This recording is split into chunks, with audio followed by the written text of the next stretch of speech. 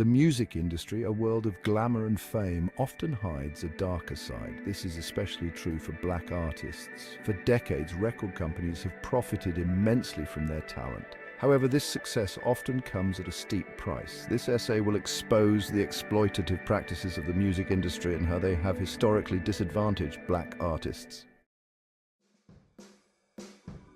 The exploitation of black artists is rooted in the early days of the music industry. During the Jim Crow era, black musicians faced discrimination and limited opportunities.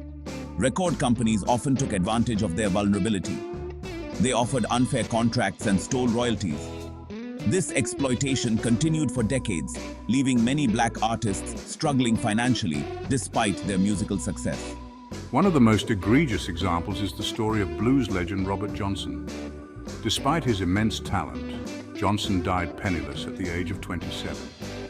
His record label, Columbia Records, profited from his music for years without paying him proper royalties. Johnson's story is not unique.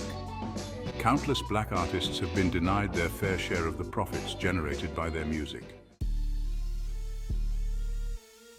In recent decades, a disturbing trend has emerged: the glorification of violence in music, particularly in hip-hop.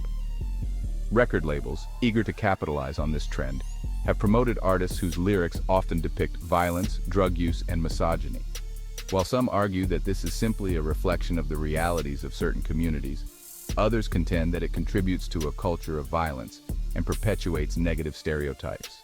The problem is that these violent narratives often overshadow the positive messages and social commentary found in other hip-hop music.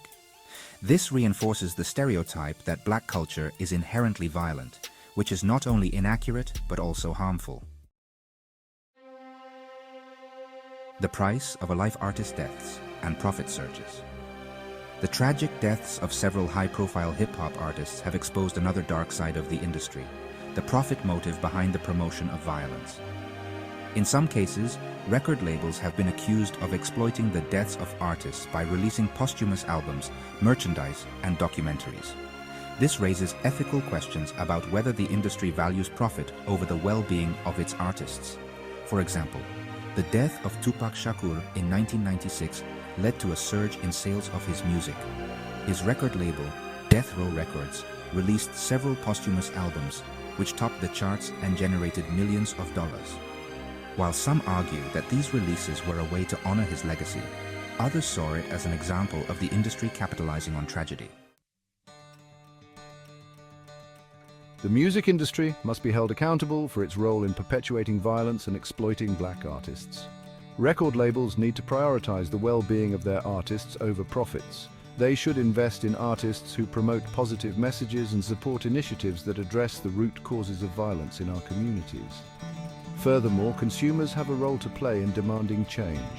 By supporting artists who create conscious and uplifting music, we can shift the industry towards a more equitable and responsible model.